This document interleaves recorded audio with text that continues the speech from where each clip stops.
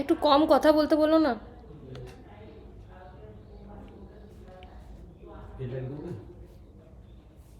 Hmm.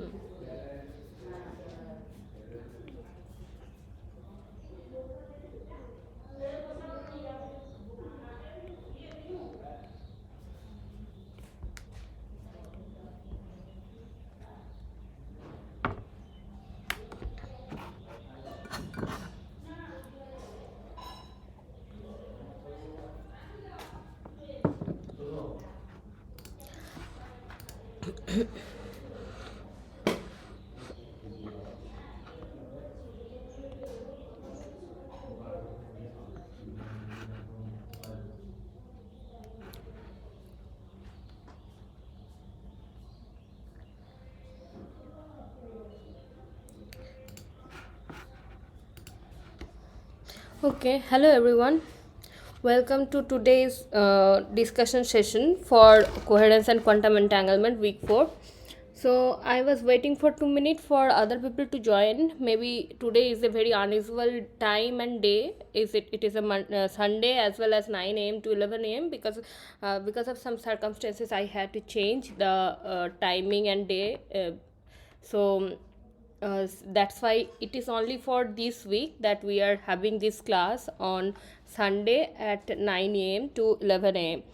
So from next week onwards, we will have the class as our usual time, which is Saturday 5 p.m. to 7 p.m. I hope everybody of you can hear me and see me because. Today actually I am traveling and I am not in my usual place. I am somewhere else, so there can be some internet glitch as well, and maybe some disturbance also, because this is not so like a quiet place. So I hope you guys will manage today. Apart from those, as usual, as I every time and every class I used to tell that there are few things. I will mention those again for today also. Those things you need to know. Those are like, we have a Google Drive folder where you will get all of these discussion sessions, lecture notes, as well as some thing like whatever I used to upload, everything will you will find there in this Google Drive folder. And there is YouTube, there is a YouTube channel. I let me share the channel link with you also. This is the this is the channel where you can find the recorded videos of these discussion sessions, because those are there and already shared with you by the NPTEL team by using SWAM portal. But still, if somebody of you if anybody of you has missed that, for that reason, I used to tell this in every at the starting of every class. And if you need to do any discussion or like any question, or sometimes some people ask for soft copy of books and all those things, so you can reach to me via my mail ID, and that is I am writing in the chat section. This is my mail ID. And there are two more options from where you can get in touch with us. One is the Ask a Question portal of SWAM for this course, and second is YouTube chat box. So these are the main things through which you can contact with us and discuss for anything that you require to do. All right, so today is the week 4 of this Coherence and Quantum Entanglement course, and this is a 12-week course, and we are already 1/4. This is already sorry, yes, 1/3 of this course. Yes, 1/3 of the course, and I hope everybody of you have already gone through the first 3-4 weeks for first 4 weeks lectures, and solved the quizzes as well. But yes, as we do every time. Okay, do anybody wants to tell anything? No. As we every time so as we do every other time, we'll do so. First, we'll check that what we have learned in this week 4. Those are written in this slide, and then we'll go to previous week's homework problem. I used to give one homework problem at the end of every week mostly, and such that you guys can have a look on that, and if you have any query you want to discuss, then you can. And if you and at the and the in the next class, like today, I will solve that homework problem for you. Whoever was able to solve, congratulations, and who is unable to solve that question, that is also fine. You can learn. And the thing is that whatever the questions I am solving here in this discussion session, be very careful about those questions, because you will mostly get this kind of questions in your quizzes, assignments, as well as in your examinations. Sometimes maybe direct question, I used to present the questions to you in such a manner that these are broad questions, but some part of it you will get in the examinations only. So be very careful in that regards. And the next thing is that of course so after discussing the homework problem of previous class, I will go to today's contents, where we want to discuss about the second order angular coherence theory. And for that, our first aim will be to understand about the orbital angular momentum of light, as we will discuss about Angle-OAM basis today. And as you know that for the temporal and spatial also, we have learned about some essential mathematical concepts, and we also learned about how to quantify the spatial correlation and temporal correlation. So it is for this angular, it is just the same but for the angular correlation in Angle-OAM basis. And then we will also learn about the second order polarization coherence theory, and then we'll solve two more questions, which are today's questions, and then today's new problems, and then we'll wrap up today's class. So I hope everybody of you have gone through the lectures. So this was the previous week's homework problem that I gave to you, which I think everybody of you have tried. And one more thing, if you think that you have missed the class somehow and you do not know the homework problem, then no issue. You can you can do that. You can find that problem, find this homework problem in the drive folder, because in the drive folder these slides are already these slides are used to be uploaded and updated as well. So nothing to worry about. Previous class, you have all the contents. So let us read this question carefully and try to solve this question. So here it is saying that consider the field uxy0 of a Gaussian beam uxy0 equal to, let me write the equation, where a is the constant.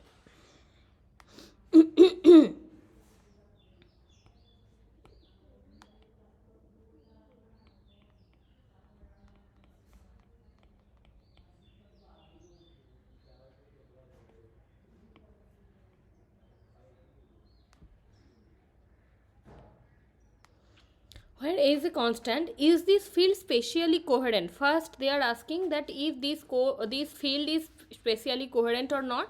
Then the next question is that what is the coherence area of such a field? Okay, so this is the question. And okay, I will not wait for today. I will not wait today because this is already a homework problem. Rather, let me solve this question. So for that, you know that to know that if some field is spatially coherent or incoherent or partially coherent, for that to check that, what you need to do is that you need to find out the degree of coherence, that is a mu. the symbol we used to use is the mu. So if mu equal to 1, then it is totally fully coherent. If it is in between 0 to 1, then it is partially coherent, and if it is 0, then it is totally incoherent. So for that, what is the formula of degree of coherence, that we already know. So first what we need to know is to calculate the cross spectral density function for this function, and the function is given as like this. Let me write u x y 0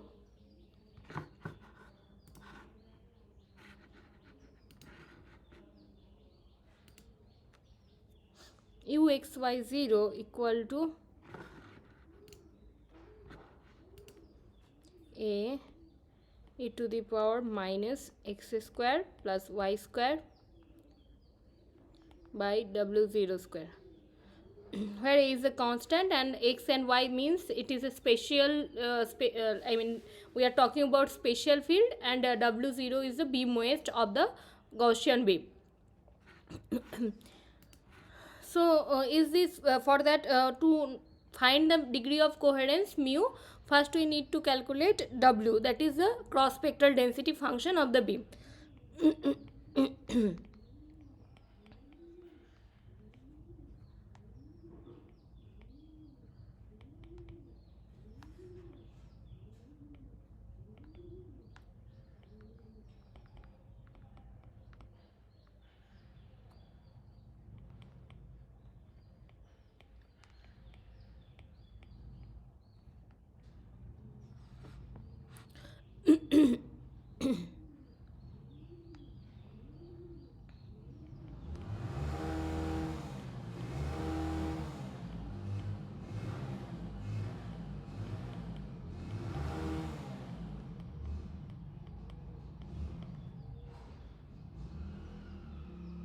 So this is the W, that is the cross spectral density. Now we will find the degree of coherence.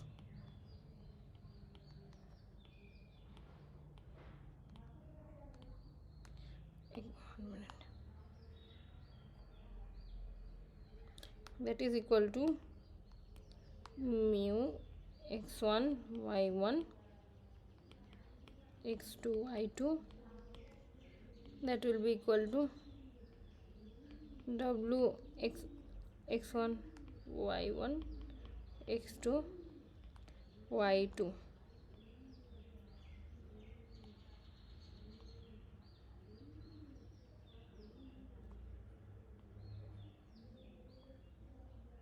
Then u star x1 y1 u x1 y1 root over u star x2 y2 u x2 y2.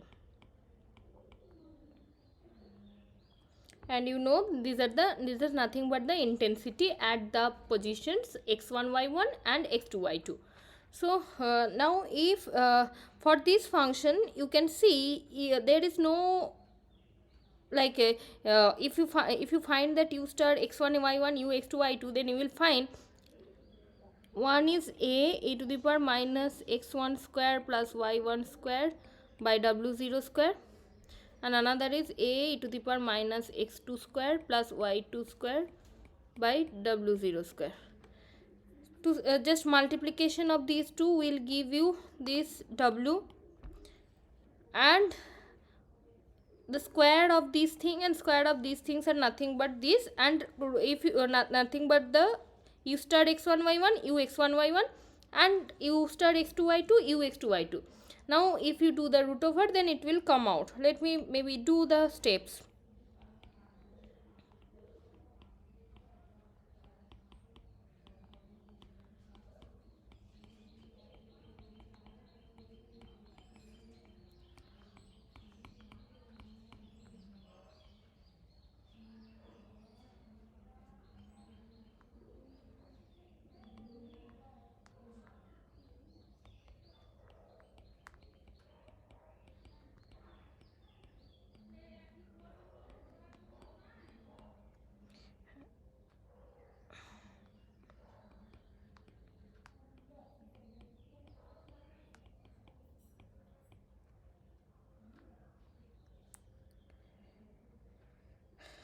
So this will be also like square, so that mean it will be uh, it will be 4,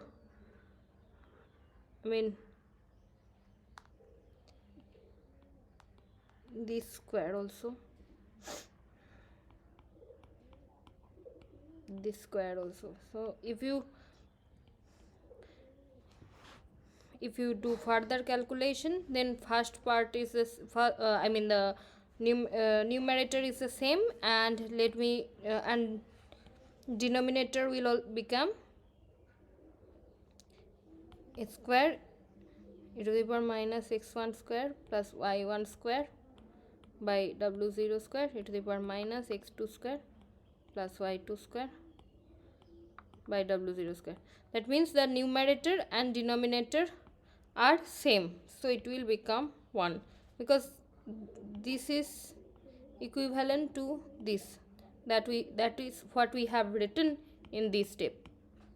Okay, so this is showing this is 1, that means this is a fully coherent beam.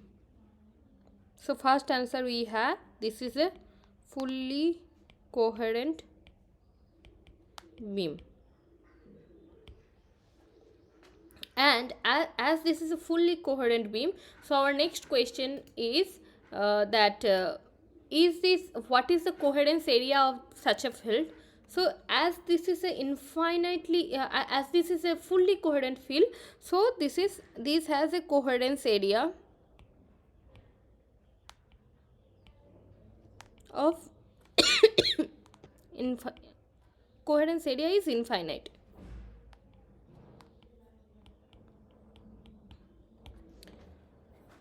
Because fully coherent beam means wherever you are going in spatial direction x1 y1 x2 y2, no matter what is the distance between them, as it is a fully coherent beam, no matter how distance is there between these two, it will be totally coherent.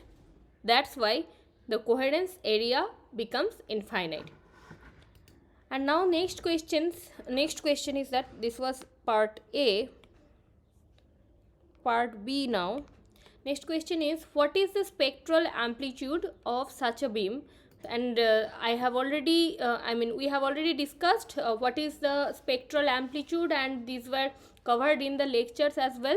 So we will now calculate, because I will not go to the definition of it anymore. I will directly write it, because you guys are already aware of the spectral amplitude function. Maybe if you have forgotten, then you can visit the lecture or check it once, and as I will write at this moment the formula, you can recall it at this moment directly. So our question is, what is the spectral amplitude of such a beam? Spectral amplitude is represented with A, Qx, Qy.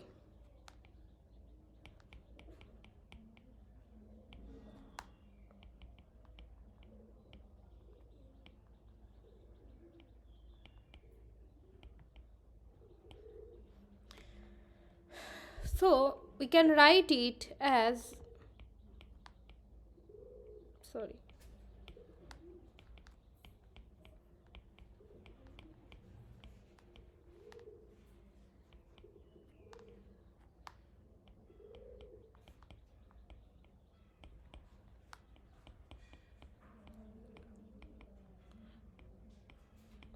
this is just related by the Fourier two-dimensional Fourier transform, nothing else.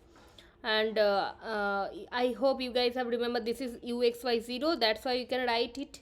If it was uxyz, then it will have a e to the power minus ikz, an extra term for this, because then it will have the propagation of field, those things of propagation of field will arise here. And in the previous class we have discussed about the Wolf equation and propagation of coherence function, as well as the Van Sittert-Zernike theorem. So that is for the jet propagation part, but here we do not have any jet propagation part. We just want to calculate the spectral amplitude as it is in its own place, like at xy0. So we can write directly it in terms of Fourier transformation, which is written in this formula.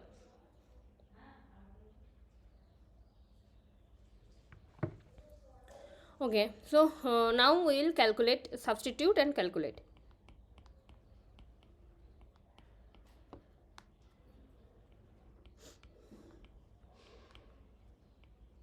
Substitute means u x y 0, that we need to substitute, and we know the field is given like this.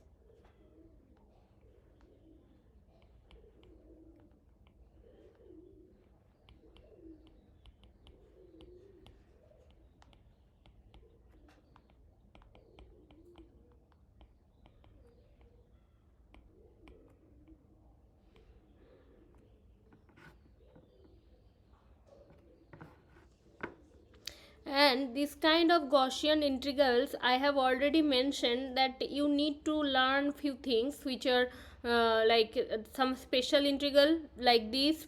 Then second thing is that gamma function integral. Third thing is Fourier transformation, and quantum mechanics one, of course, that basic things of bracket notation, all those.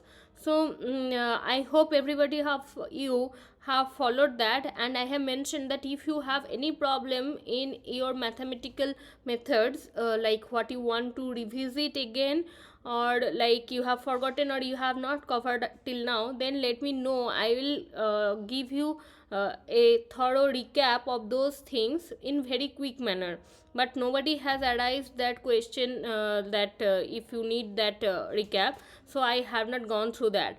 So I am requesting you again that if anybody has any problem with the special integration, gamma function, Fourier transformation, differential equation, quantum mechanics 1, bracket notation, then let me know at that by anything, like in class, or YouTube chat section, ask a question portal, or like mail me.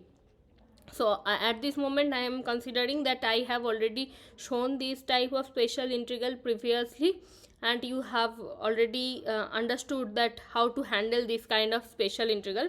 But let me write the form of the equation to remember, such that you guys can remember it once again, and then I will directly use that.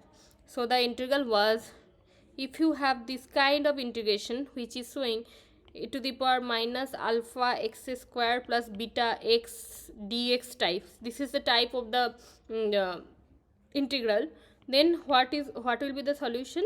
The solution will be e to the power beta square by 4 alpha pi by alpha whole to the power half. That means you need to somehow you need to manage, or you need to write it in such a manner such that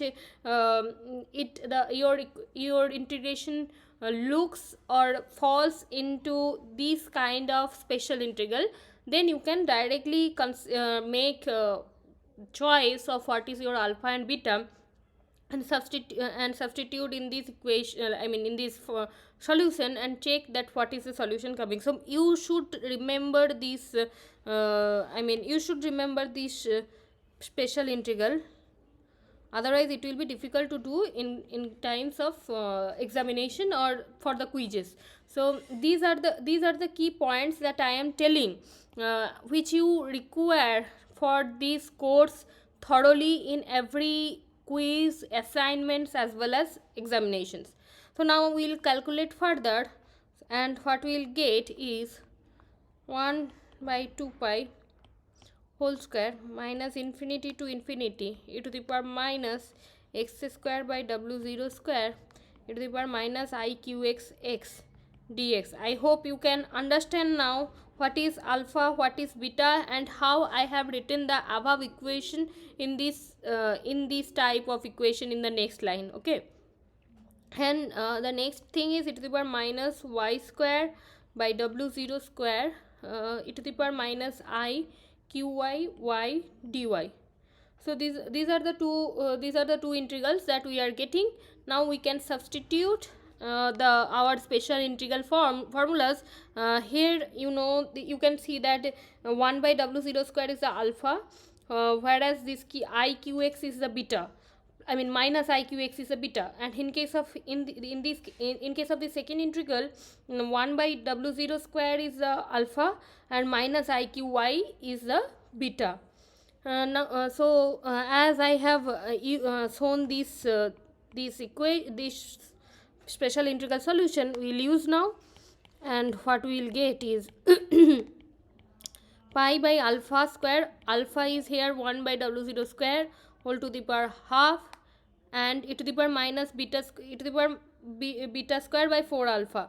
Beta square means minus iqx, and alpha square by 4 alpha.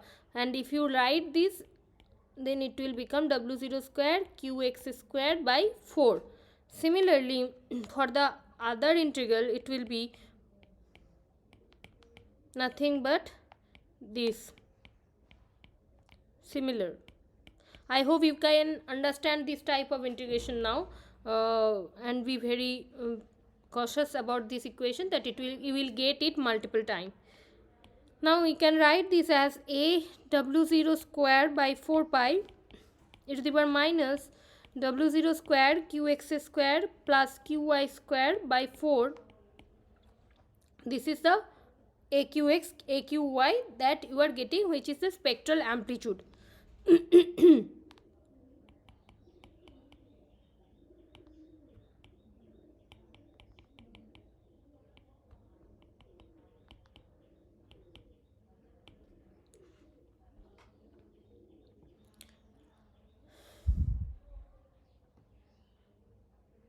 And as you can see that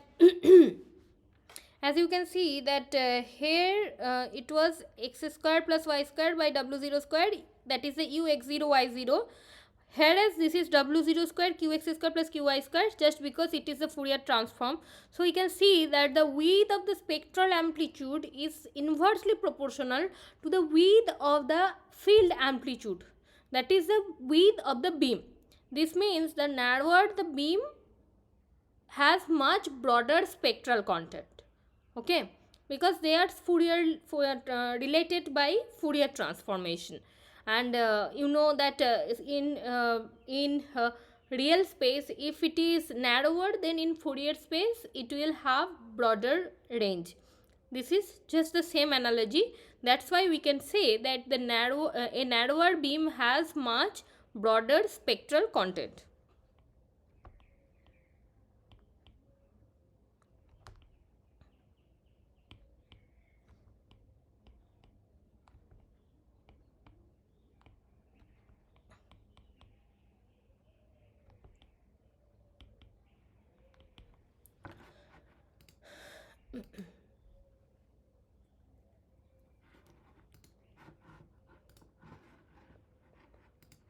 All right.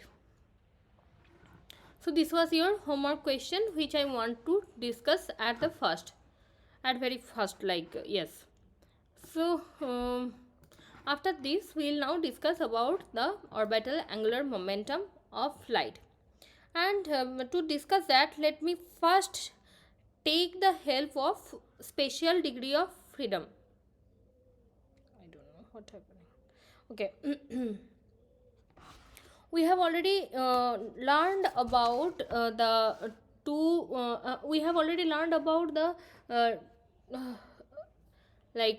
interference experiment, double slit experiment in detail.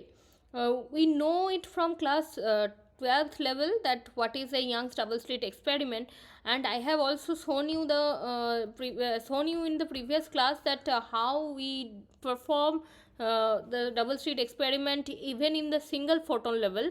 I have shown you the experimental setup, as well as I have shown you the experiment when we are performing the experiment, and I have also showed you the I have also shown you the GUI or the interface, what it looks like, and what are the parameters we have, and everything. I have tried to show you everything, and we have discussed a lot in the previous class. If you have missed, then you can visit to the YouTube channel video, such that to look at it, and I have discussed those things at the very first or the beginning of the previous discussion session.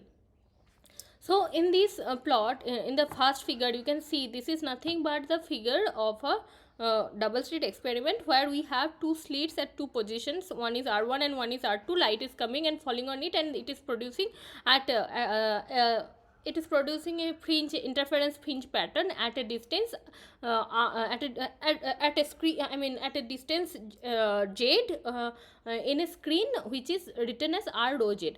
And we have seen that how to what kind of fringe we get, and you can calculate that. Even I have I mean I have discussed that what it is if we directly produce two slits at using the SLM, special light modulator.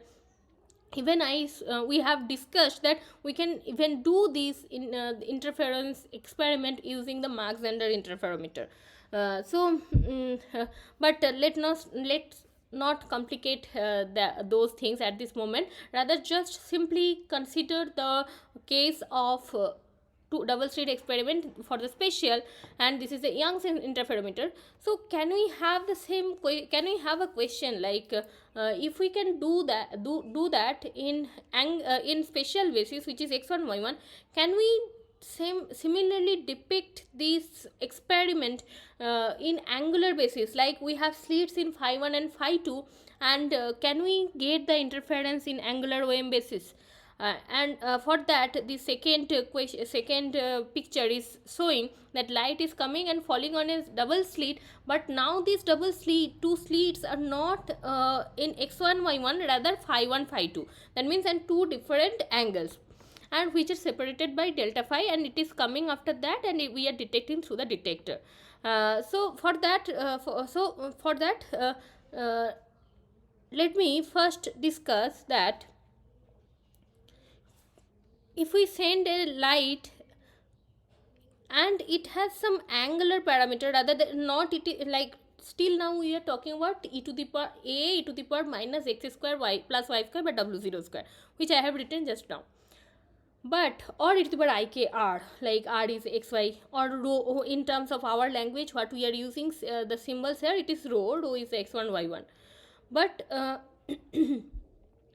what do you mean by Angle-OAM? Like, what is Angle-OAM basis, and what is the meaning of orbital angular momentum of light? If we are able to understand that orbital angular momentum of light, then only we will be able to justify this question, that what does it mean by angular double slit experiment. Okay, so this is already told to you in your lectures that how we get this. I will not of course go through the mathematics, because those are already told to you in the lecture, but what I will give is a glimpse as well as some visualization, such that you guys can understand what we are telling, and you can visualize what is the orbital angular momentum actually is. So if we have a we know about the wave equation and its Fourier transformation basis, we can write it in terms of Helmholtz equation. Now if you solve that in cylindrical coordinate with paraxial approximation, then what you get is nothing but Laguerre-Gaussian modes, which is showing in this slide as LG. LG means Laguerre-Gaussian mode. L and P are suffix and prefix. L stands for orbital angular momentum of light, and P is the radial mode of the light, where rho, and these are the function of rho phi z. Why rho phi z? Because I have already mentioned that we are solving the Helmholtz equation in cylindrical coordinate now, and we know very well that cylindrical coordinate means it rho phi z, and if you solve this, then you will get a very big equation which is showing with this. There are lots of things like root over of 2 p factorial by pi l plus p factorial 1 by wz, where wz is a beam waist which is varying is a function of z, and wz again can be written in terms of w0 root over of 1 plus z square by z0 square, and so on. Then root over 2 rho is xy, like it is two dimensional, I mean not xy, rho is now in cylindrical coordinate, the distance. radial distance, and then the again wz, and this is to the power root modulus of L, where L is the orbital angular momentum. L is the logar modes, logar modes L is a function of Lp, then 2 rho square by wz square e to the power minus rho square by wz square, and so on, then e to the power minus I k rho square z by 2 z square plus zr square, e to the power I 2p plus L plus 1, and then tan inverse z by zr. Lots of terms are there, but forget all of this. Just see, there is something called e to the power minus IL phi in this equation, and our focus is in this only. If you want to go to the detail of this solution, that how it is coming and all those things, then you can check like in very thorough manner, then you can check this laser physics book by Meloni and Eberly. 1 minute.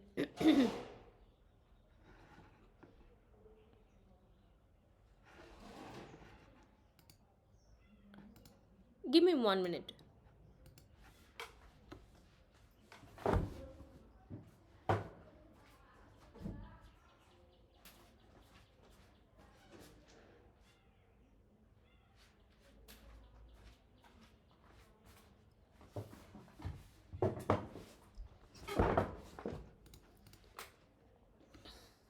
Alright, so so e to the power minus IL phi, this is our main focus.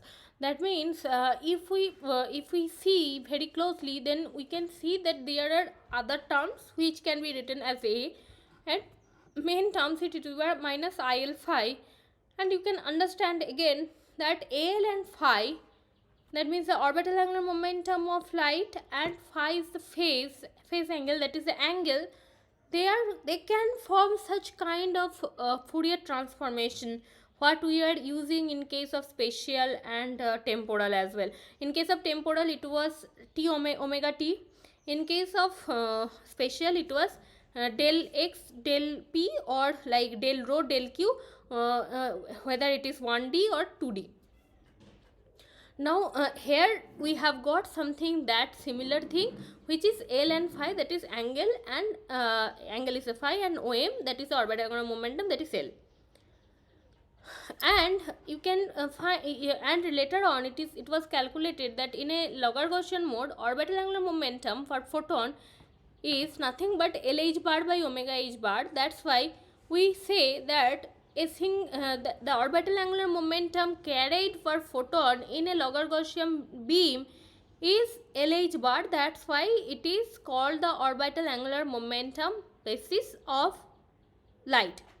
And these LG beam, LG modes, like whatever we are presenting here, LG modes as a Logar-Gaussian beam, as an Angle-OAM basis, the angular solution of wave Helmholtz equation, these LG modes actually form a complete basis, and it provides us with high dimensional means absolutely infinite dimensional discrete basis, and that's what makes it more like that was makes it very useful for physicists, because you know, the temporal or spatial domain, all of these are also infinite dimensional basis, I mean high dimensional basis, but they provide us with continuous they provide us a complete continuous basis, whereas these LG modes provide us with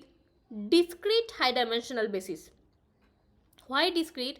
Because this orbital angular momentum L can have only value like integers, which are 1, 2, 3, 4, 5, 6, and so on. We cannot do like we cannot, there is nothing in between. Even if it is in between, first of all, in between is not possible, and second thing is that it is discrete. It is not like a continuous 1, 2, 3, 4, all those.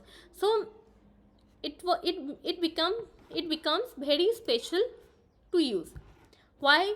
You will eventually understand you will eventually understand much more details of it. So if you like as I've already told, that we need to visualize this, and if you plot this LG mode in as a function of L and P, that is orbital angular momentum, and the radial modes, which are L and P in showing in this figure, then you can see you can have different kinds of waves. If L equal to 0, P equal to 0, then what you get is nothing but the Gaussian wave. If L equal to 1, P equal to 1, then you will get this. If L equal to 0, sorry, L equal to 1 and P equal to 0, then you will get this one. I hope you can see my cursor. Now, that means as you go to the P modes, that is the radial modes, then the other lobes starts to act, which is happening from P equal to 0, 1, 2 and so on. And if you just increase the value of small l, that is the orbital angular momentum, by keeping the P fixed, then what you are getting is nothing but the ring is increasing, the radius of the ring is increasing. So to understand that, suppose you do not have any P modes, only P equal to 0 and L equal to 0, 1, 2, that means you have Gaussian, then there is coming one hole inside it, and then the size of the hole is increasing as well as the beam is increasing. And if L equal to 0 and you are considering just only this, then you can see with the P equal to 0, 1, 2, the number of radial modes are increasing. And you can visualize this in with this video clip. It is showing that when the light creates and propagates in orbital angular momentum basis, like this is the LG beam showing, then how it propagates. This will look something like this. I hope you can understand what it wants to show. It is showing that light is propagating, and it is like a helical beam which is propagating through z distance or some distance. And if you take 1D cut of this, like this, from like it is going through this, and you are taking a 1D cut here, then what you are getting is this wave front that I just showed in terms of L and P. I hope it is clear that what I want to convey as orbital angular momentum beam, LG beam, and what is Angle-OAM basis. Now, as I was telling, that this first part is nothing but the like several other terms which are depending on the rho and z and so on, and our focus is mainly e to the power minus IL phi. And now if we consider only that our detection technique, whatever we are doing, is only sensitive to L index, that is orbital angular momentum, then we can write this field as V we naturally represent for the field. Phi, it is a function of phi, and then you can write it equal to e to the power alpha L e to the power minus IL phi, L equal to minus infinity to infinity, where alpha L is now different weightage corresponding to different orbital angular momentum modes, that is the different L modes. That means and L is minus infinity to infinity, and as it is discrete, so we are writing it in terms of summation, not integration. Whereas in case of spatial or temporal, we used to write it in terms of integration. So this means if you have L equal, you can write it as equal to alpha 1 e to the power minus I phi plus alpha 2 e to the power minus I 2 phi. That means, and for alpha 1, alpha 2 are the weightage that a particular orbital angular momentum of light is present in the beam, because the beam is a mixture of all of these L modes. And if you are somehow able to find out the weightage, that is the alpha L corresponding to a particular L, then you will be able to say that in this beam the orbital angular momentum 1 or 2 or so on has this much of weightage. That means you can decode the beam or light. And how will you find that? If you have the information about the field, then if you just do the Fourier transformation Fourier transformation of this, then what you will get is alpha L equal to 1 by 2 pi minus phi to pi V phi to the power alpha IL phi d phi. This is the this just by doing the Fourier transformation of this field, you will get the Fourier of the weightage. Although it is looking very simple, but it is not simple at all, and there are several processes need to be followed, and there are several methods, and these are all ongoing research. So if you have interest in this, you can actually look at these things, and I have already given you several paper details, like you can visit to these papers if you are interested in this basis and want to explore it more, and think about your own problems, because this is currently a research area only. Now, as I was talking about the Young's double slit experiment in spatial, and we want to depict that experiment in angle basis. So let us go through this slide, where it is showing simultaneously the spatial interference, I mean spatial Young's double slit experiment, as well as the angular double slit experiment. And to revisit once more, I will just show you what I have told to you, that we have this Young's interferometer in spatial degree of freedom. We want to see what happens if we have angular slits, and what is angular coherence and what is angular interference. For that, we needed to know about what is actually Angle-OAM basis of light. For that, we have gone through this Laguerre Gaussian mode, and this carries L h bar by omega h bar photon per beam, photon per LG mode, and then it forms a complete discrete high dimensional basis. This is the beam looks like. We have gone through how it actually propagates, and how we can actually visualize it. That was shown with this video. And then we came to the Fourier relation, that how we can actually write and how get the weightage corresponding to each orbital angular momentum mode. And after knowing the Angle-OAM and spatial both, then we can understand what is actually the angular interference is. What actually the angular interference is. Okay, so now take a very simple 1D concept of this Young's double slit experiment in spatial, where you have two slits as x1 and x2, which is separated by d, and you have the screen where if you plot the intensity, then you will get this intensity pattern. And we saw that we can write this Ex as in terms of k1 ex1 it's about ik0 d1, because it is propagating d1 distance and d2 distance here. Sorry, I forgot to mention, this will be d1 distance and this will be d2 distance. Then you will acquire some phase which is e to the power minus ik0 d1 plus k2 x2 e to the power minus ik0 d2, and total field at this screen will become nothing but this. And I have already told that how to find the electric field. How can you write the electric field of any setup, like if it is through a interferometer or if it is through this kind of Young's double slit experiment or whatsoever. Then what you can write here in case of this setup, this angular slit, you can write this like v phi equal to k1 v phi 1 plus k2 v phi 2. Okay, v phi 1 is the electric field coming from this phi 1 slit, v phi 2 is the electric field coming from this phi 2 slit, and total is some portion of v phi 1 and some portion of v phi 2. And if suppose and how can you if you we have very good visualization of spatial interference, where we can see this kind of interference pattern. In case of angle, we do not have that notion, but let us have some idea.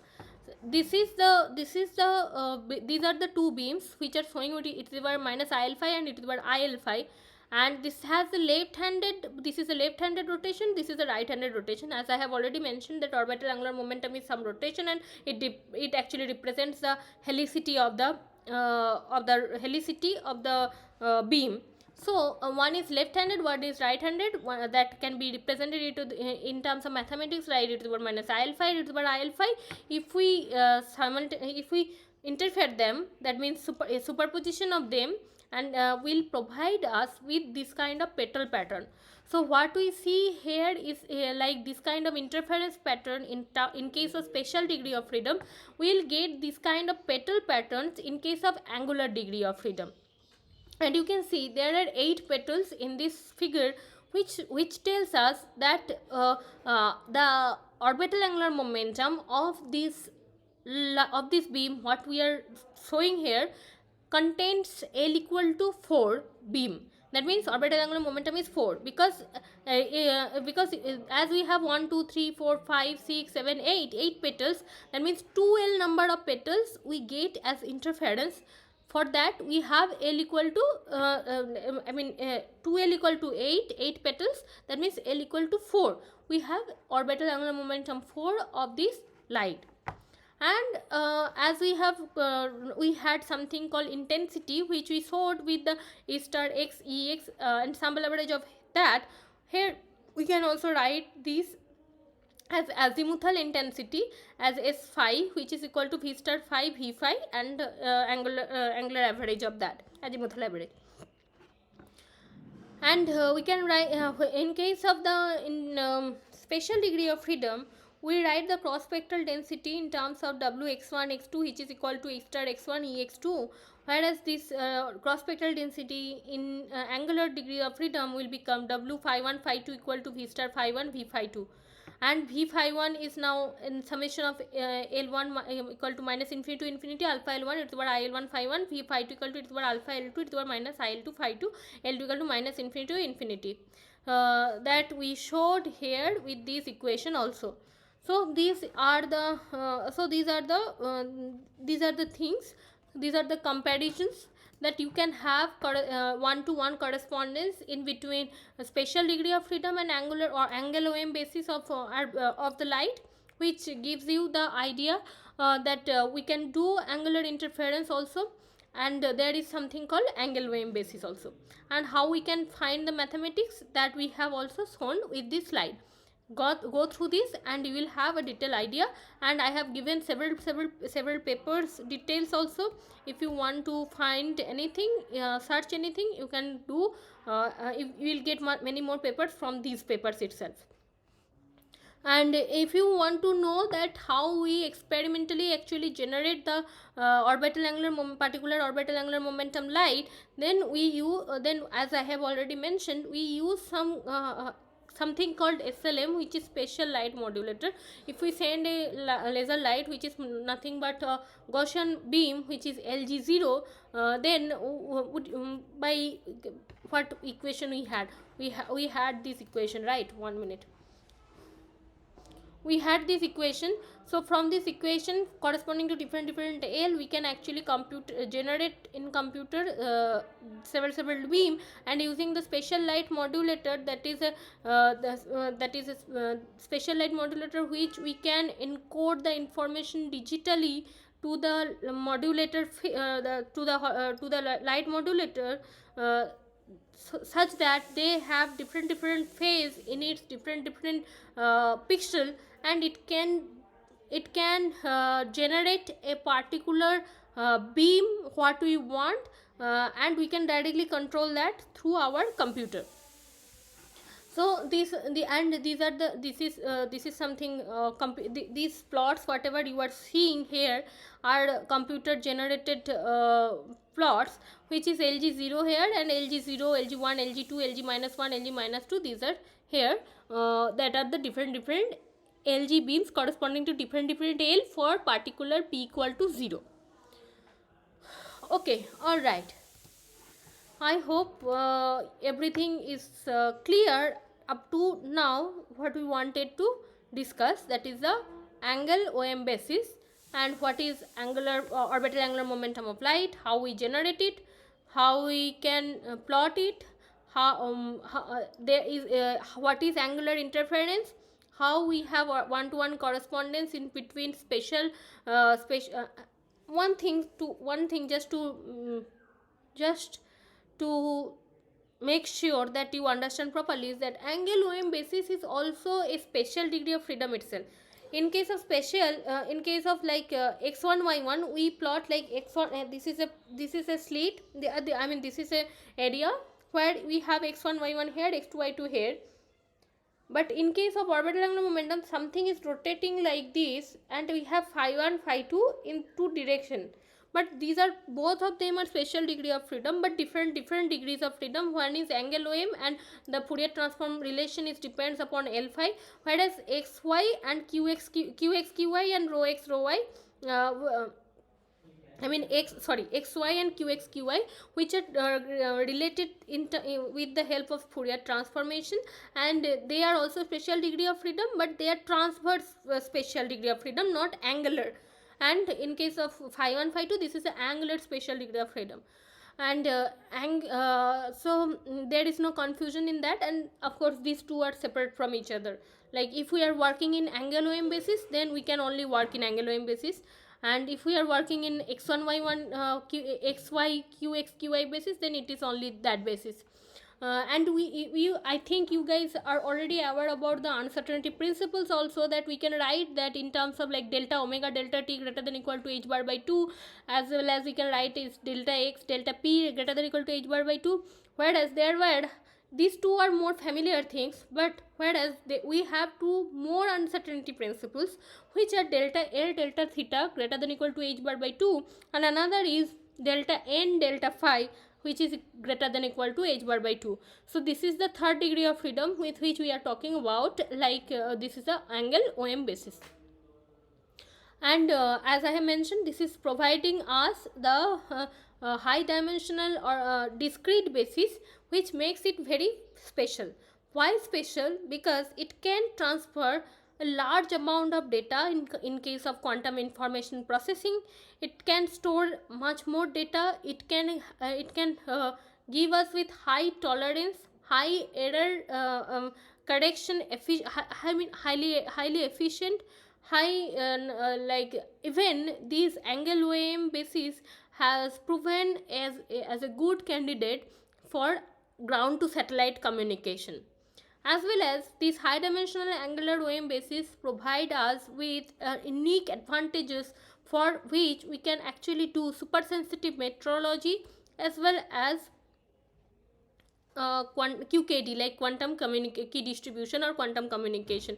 I mean for the quantum information, because it actually carries lot of information in a as we have discrete basis L equal to 1 2 3 4, and simultaneously we can carry lot of information at the same time. So I mean that's why it has very high bandwidth. So Angle-OAM basis is very special basis in terms of its applications. All right. So after having lots of discussion and understanding on Angle-OAM basis, let me now go to the further problems that we wanted to discuss today. So before starting this discussion, as I was talking for more than 1 hour, I mean almost 1 hour now, so let us have a break for 2 minutes, and then we will we'll start discussing these problems. In between that, if you have any query, you can write into the chat box. You can ask me, and the other platforms you are already aware.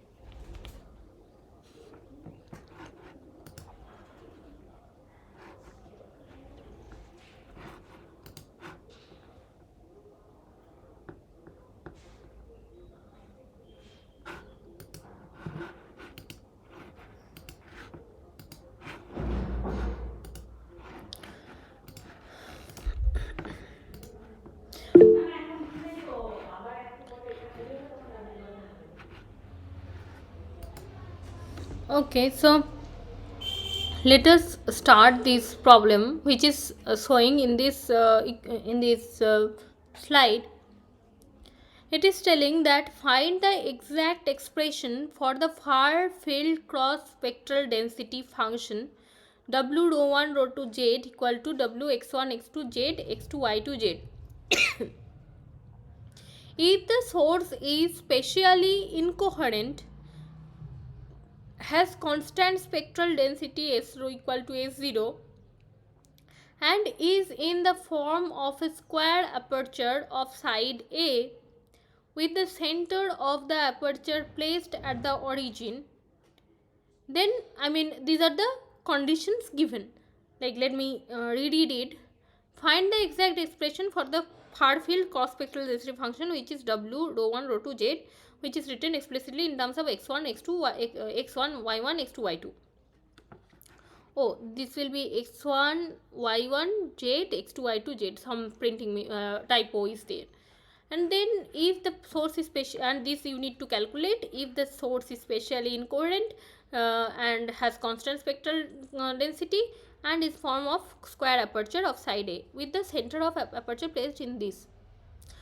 So somebody of you in the previous week discussion was asking about conditional cases to for calculating this kind of problems, but at that moment I did not have that. I told that we'll have this one by one. We'll discuss about the conditional the problems where you have already given with the conditions. Because previously we were actually solving for general case. Right now it is for it is for some condition given to you. So let us see how to solve this. So you need to calculate the far field cross spectral density function. I hope you guys have remembered the formula what to calculate. My suggestion will be there are many formulas and many terms present here. If you want to for scoring good in the quizzes, assignments, or in the examinations, you can have a cheat sheet where you can you can have a sheet where you can write these formulas and the special expressions which you are using mainly for the problem solving. Otherwise you can have confusion, because right now I don't have any confusion, but at the starting, like when I did this course, I was a student then. At that time I also used to have this kind of confusion. Don't be write the equations, make a sheet of these formulas, and mostly these are very logical formulas in terms of Fourier transformation or Van-Sitter-Zernike theorem, propagation of correlation, or that means the propagation of correlation, and just only this. If you can find the pattern, then it will become very easy for you to remember these things. So far field cross spectral density function of a for a spatially incoherent source, which is W rho 1 rho 2 z, can be written like k by 2 pi z whole square e to the power I k by 2 z rho 2 square minus rho 1 square integration rho 0 within the integration, of course, this is I k by z rho 2 minus rho 1 dot rho d rho. I hope everybody has remembered the far field expression with the Van-Sitter-Zernike theorem. This is that thing only, and as it is mentioned far field, so that's why we know that why we need to calculate, why we need to write the Van-Sitter-Zernike theorem, because what we given is S rho 0 at 0 and we are translating it to the z at far field, so we are taking the far field Van-Sitter-Zernike theorem. I have already discussed about Van-Sitter-Zernike theorem, its visualization, its physical significance and physical understanding in the previous week discussion. and S0 is already like told to you that it is spatially incoherent field, and S0 equal to nothing but S0, and we need to write it for this given aperture. I think you guys can see the figure where it has a breadth and width of A and B, and distance separated between separate, I mean the distance between these two is 2D from center to center. So now we can write this in terms of x, y, and x dash, y dash, and so on. Because there are row 2 and row 1, two different things. So one will be xy and another will be row 1 means x1 y1, row 2 means x2 y2, but there are one more thing, that is row, which we need to represent with something else, which I will represent with row x dash y dash. Let me write just to make it clear, such that there will be no confusion regarding this. Rho is a dummy, some dummy variable which we can represent with x dash y dash x, whatever you want to do, because this is just the relation that we need in terms of row 2 minus row 1 dot row, where row is not equal to row 2 and row 1. So we can write this in terms of x dash y dash. So now it will be k by 2 pi z whole square e to the power I k by 2z row 2 square minus row 1 square S0, and it will be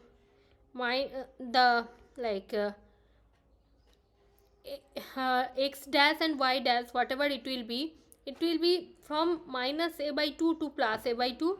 Why? Because this is of a breadth, breadth or width, or whatever you call it, this distance is a.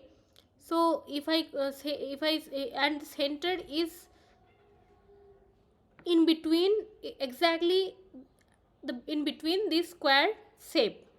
So if we consider the square shape is at the middle of it, at the center of it, then it will have minus a by 2 in this y direction, and in plus y direction it will be plus a by 2.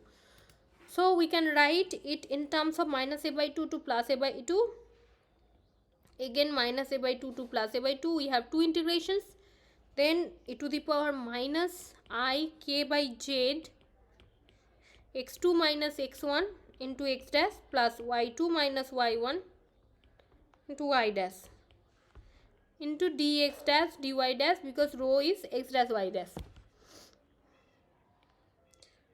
Now k by 2 pi z whole square e to the power I k by 2z row 2 square minus row 1 square S0 minus a by 2 to a by 2 e to the power minus I k x2 minus x1 x dash by z dx dash. I am separating x dash and y dash into two different integrals for the simplicity of the calculation. So there will be another integration which will be this.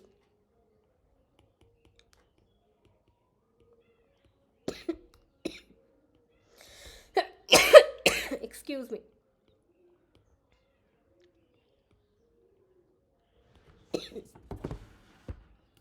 One minute.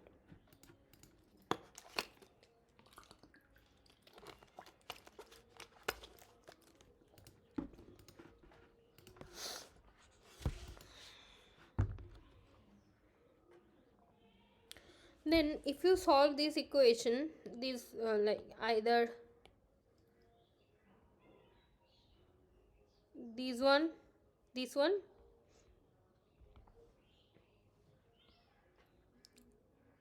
or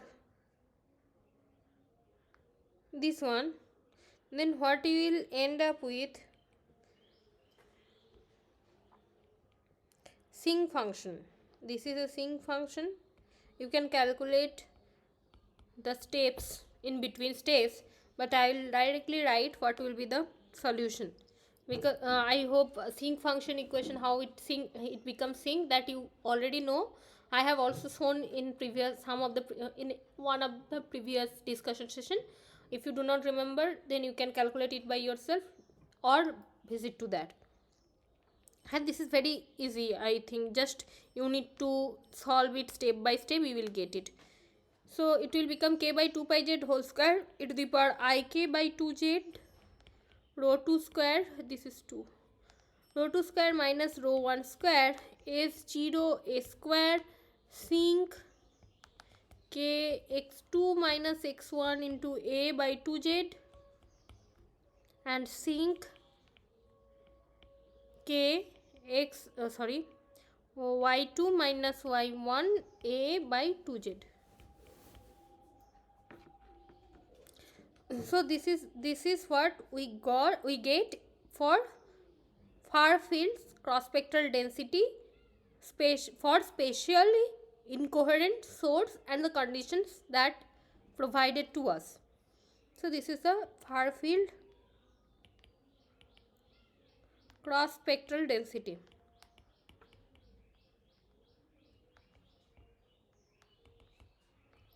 Which is W x1 y1 z x2 y2 z.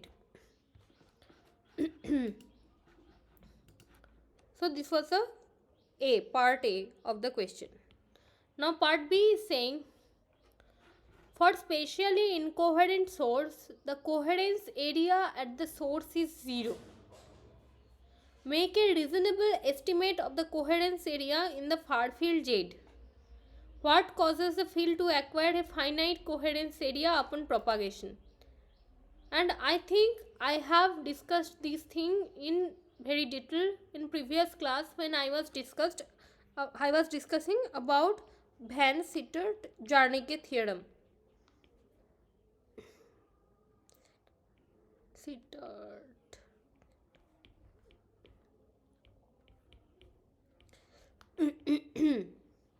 So the question what it is asking in B is nothing but it is asking the Van Sittert-Zernike theorem only.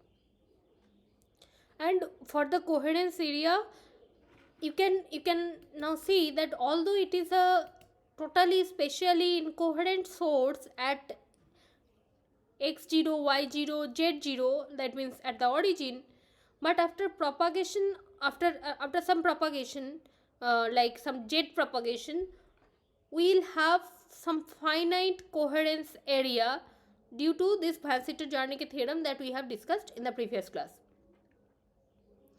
and we'll calculate that. And why this happens, that I will not discuss again, as this was discussed earlier.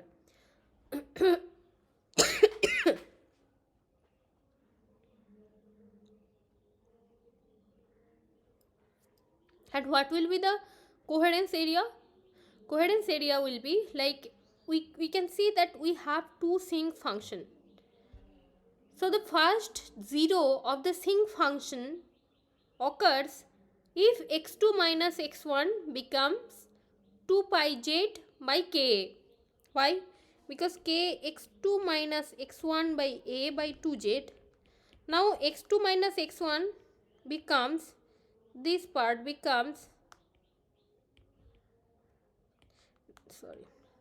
this part becomes 2 pi z by ka.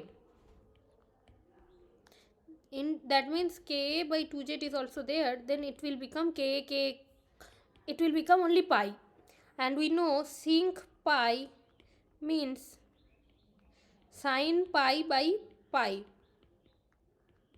right?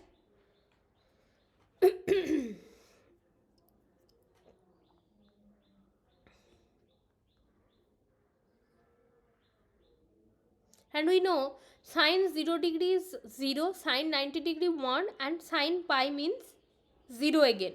So the first 0 of the sinc occurs when x2 minus x1 becomes 2 pi z by ka. Therefore, this 2 pi z by Ka for one sink and 2 pi z by Ka plus another for another sink, which makes you 4 pi z by Ka in total, which is equal to x2 minus x1 plus y2 minus y1. Okay, so this is something x1 y1, this is something x2 x2 y2. At the source it is totally incoherent, that's why we are making this condition where sink of k x2 minus x1 a by 2z equal to pi, such that this x2 minus x1 become this and sink becomes 0, because we need to follow the condition of being totally incoherent at source. But x2 minus x1 plus y2 minus y1 becomes 0 if we make the x2 minus x1 and y2 minus y1 like 2 pi z by ka, 2 pi z by ka after some propagation. So this is for x1 y1. If I see it in case of a 2D field, becomes this, and y2 minus y1 becomes 2 pi z by ka, becomes this, and we have a square, and we can consider that we can consider that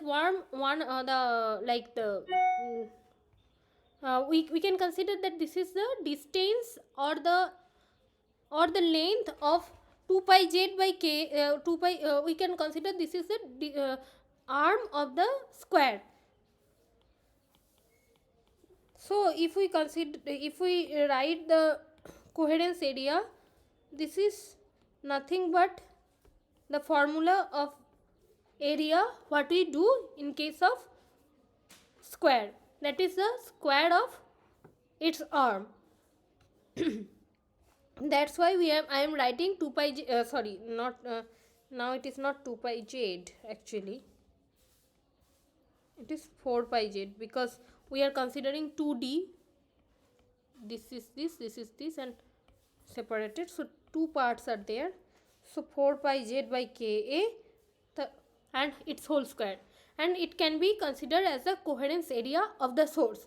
So as we can see, the coherence area increases as a function of z.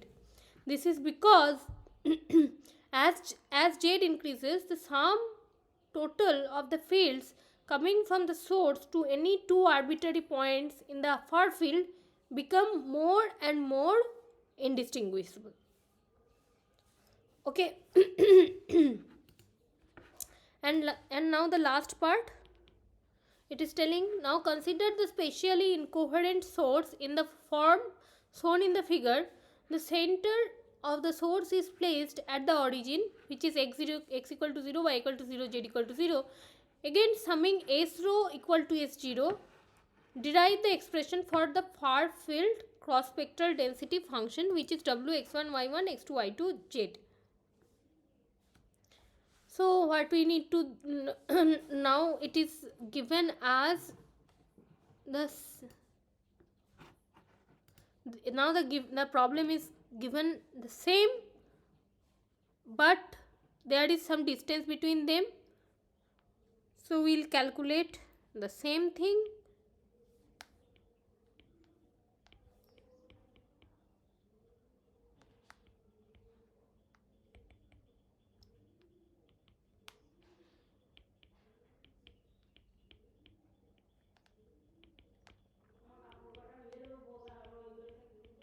We'll calculate the same thing, but the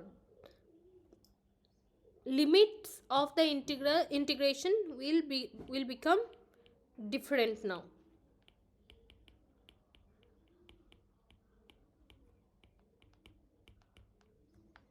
And I am writing, I will not explain again, I have explained explicitly.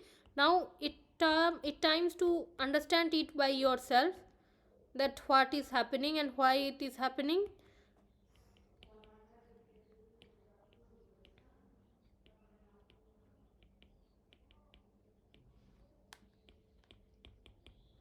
and you will calculate the further part. I will not calculate. And you will calculate and check what will be the answer, as well as you can find the further steps like previously, like what I have done just some time ago, and also find the reason for every other things if something is asked. So this will be the expression for the far field cross spectral density now, and further calculation, do it by yourself.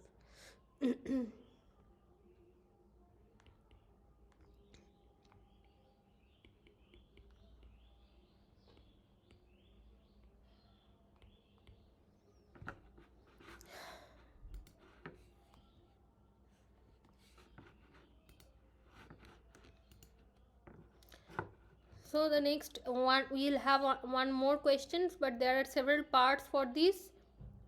So I will go through this problem and we'll discuss, and then maybe I will end up in few minutes by giving you hint, or just solve some.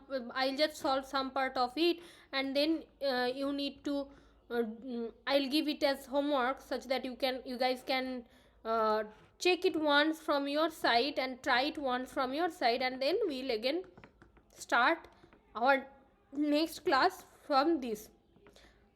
Maybe I will read the question and try to make you understand what it is given, and solve the part A, and other parts you can solve as homework, and then we'll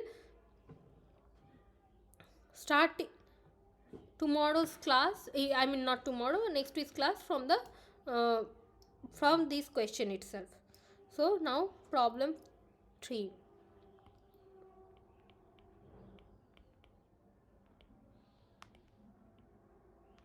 I'll again wait for 1 or 2 minutes. You can read the question once, then I will start it.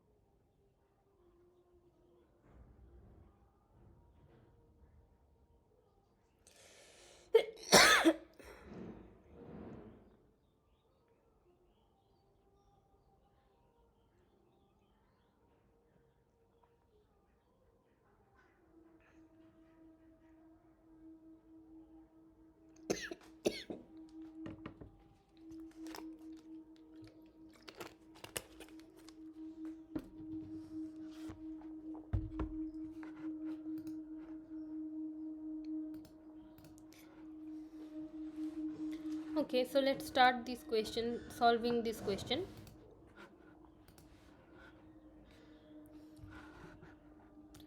It is saying coherence is the requirement for measuring multiple intensity interferograms. However, the scheme in the figure below can do so through measuring only one intensity interferogram. Consider a specially partially coherent field of frequency omega 0 incidenting onto the interferometer. The travel time of the field in the two arms of the interferometer is T1 and T2. The wavefront inverter consists of two lenses of focal lengths f placed with separation 2f between them. Ignore any divergence of the field and take the proportions of the field reaching the detector through the two arms to be K1 and K2. This is the field which is coming E in rho, that is the input electric field written in terms of rho, where rho is x and y. This is transverse electric field at xy plane, and it is passing through this beam splitter, going through this path and this path, where this second path consists of two lenses of focal length f placed with separation 2f. That means this is a 4f imaging system. After passing through it, it is going through this second beam splitter and going to the detector, and here it is the E output written as. And I mentioned to you in the previous class itself that I hope you guys are aware about 2f 4f systems as well as the focal length of f, how to do single lens imaging, 2f, I mean that is the 2f, and the 4f imaging, what is the inverter and non-inverting case, inverting and non-inverting case, all those, because in these interferometers you need those. And I also mentioned that if anybody has any doubt in those things, then let me know, I will discuss those, as well as the Fresnel equation, Fraunhofer equation, those things. But nobody has told me about that. So I hope everybody of you are well aware about that.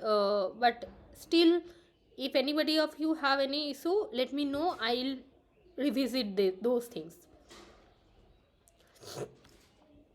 So we have this interferometer and the conditions are mentioned here, which you can see in this slide, and in the next slide the questions are given, where it is asking write down the field E output as a function of rho at the output port of the interferometer in terms of the input field E in rho and other experimental parameters as mentioned above. Above means in this given paragraph. So we need to write the E output at first. So first question is telling about to write down the E output rho. What is this? Question B is asking find out the intensity at the output port of the interferometer in terms of the input field intensity I in rho and other experimental parameters as mentioned above. So B is I out rho, which is the intensity at the output port of the interferometer in terms of I in rho. So what is this? Question C is saying assume that the incident field is spatially stationary. How does this expression for I out rho simplify for this condition?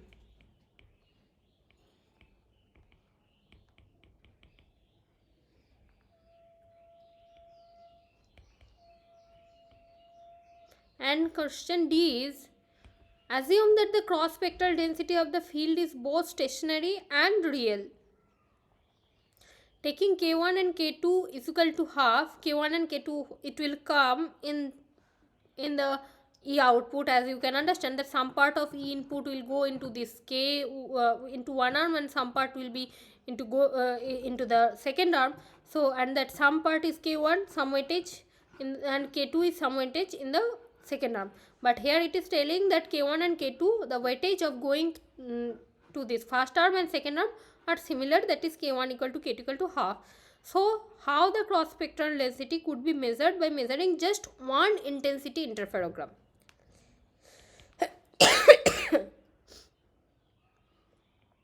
So what you need to show is this, calculate cross spectral density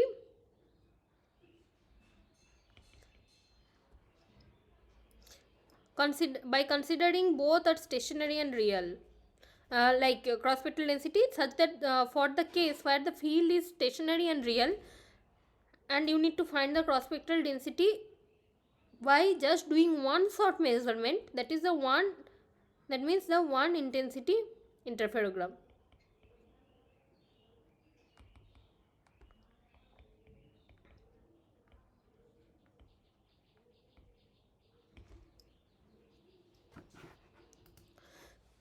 I hope the question is clear to you, and we can write the E output now, which is very easy, and we are writing this several times. One is k1 E input rho e to the power minus I omega 0 t1, as it is mentioned that one arm it is taking t1 time and in other arm it is taking t2 times, mentioned in the mentioned in the question itself.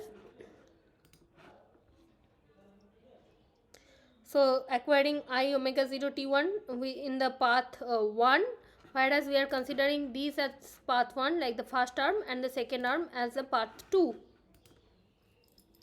I mean the lanes non-lanes arm is the path 1, and lanes path is path 2. So as it is mentioned that it will be inverted after passing through the second path, so we will write it now E in minus of rho to the power minus I omega 0 t2 and this is the E output field we have already got.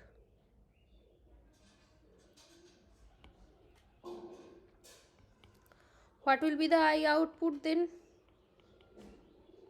Very easy question, but very strongly, you need to, all of the concepts that you have learned so far, like interferometer, how to calculate the output, how to use the lens combination, what are the 2-point correlation, how to find the intensity, cross spectral density, all of the things are here in this single question, and you have to be some sort of, you have to think it in some sort of intuitive manner to be exactly correct, otherwise you will miss something. Like you need to change it E in minus rho because there is lens and it is told about inverted beam. Those things you need to be careful about. So now E output rho is nothing but E out star rho, E out rho, and its average. Then what you will get is k1 square E in star rho, E in rho plus k2 square E in star minus rho E in minus rho plus k1 star k2 E in star rho E in minus rho to the power minus I delta some phase which is nothing but the omega 0 t2 minus t1.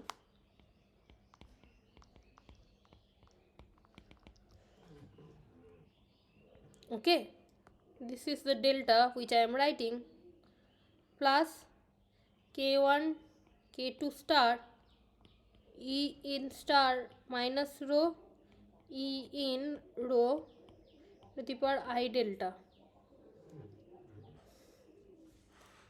and this will become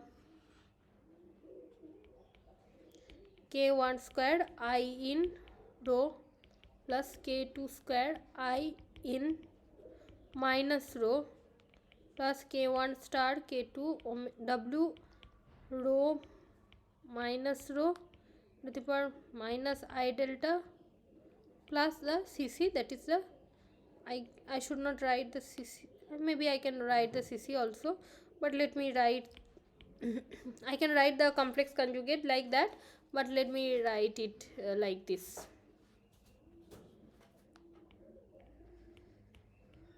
I am writing it explicitly, where this thing.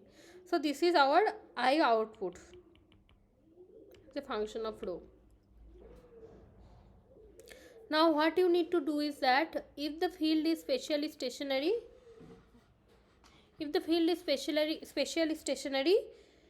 for that condition you need to find out that I output rho,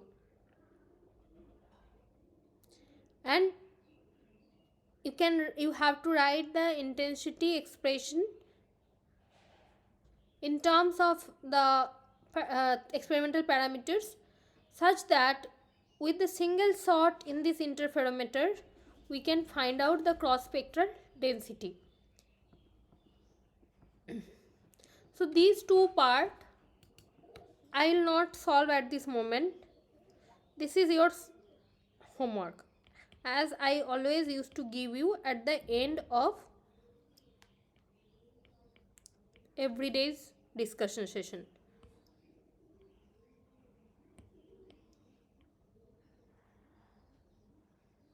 So this is your homework and we'll start again.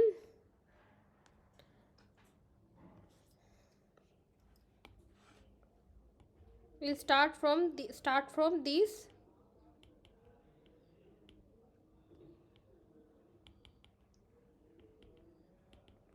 from sorry in the next discussion session.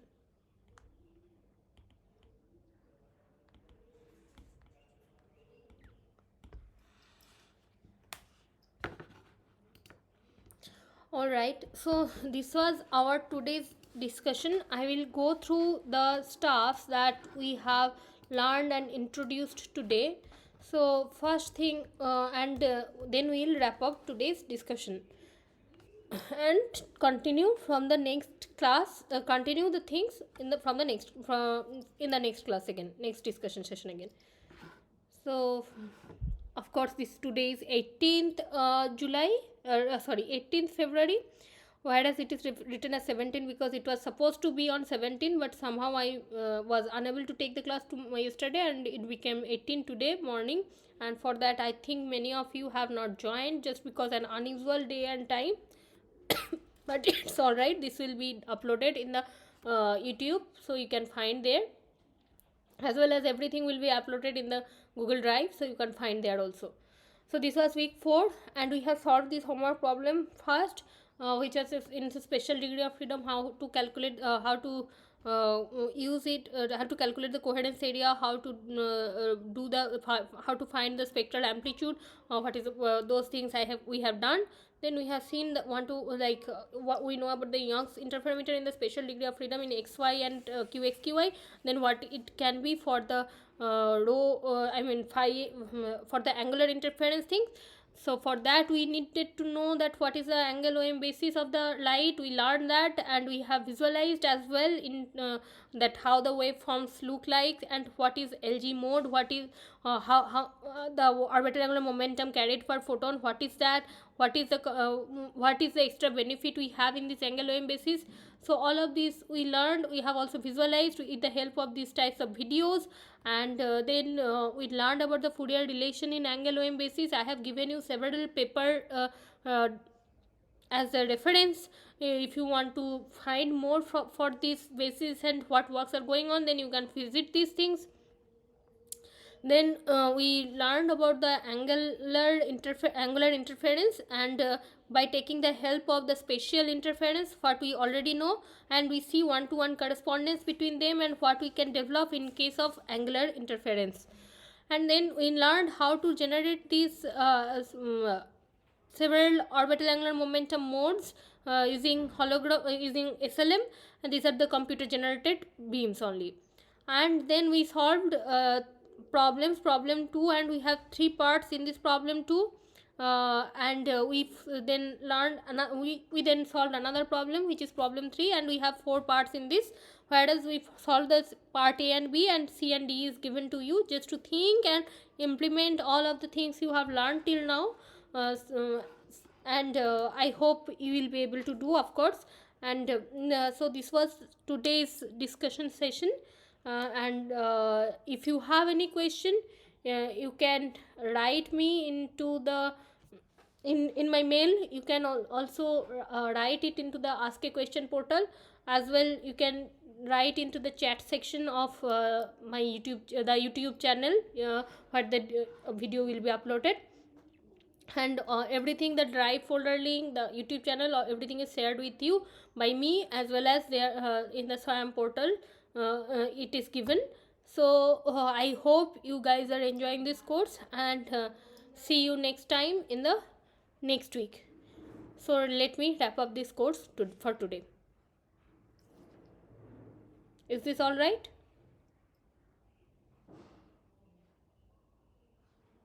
Okay, I hope so. So let us meet on the next class, and it was today's class. Please go through all of these things, go through the lectures, go through this discussion session, go through these problems. It will be very helpful for your quizzes, assignments, as well as examination purpose. So see you on the next class, and happy learning. Bye.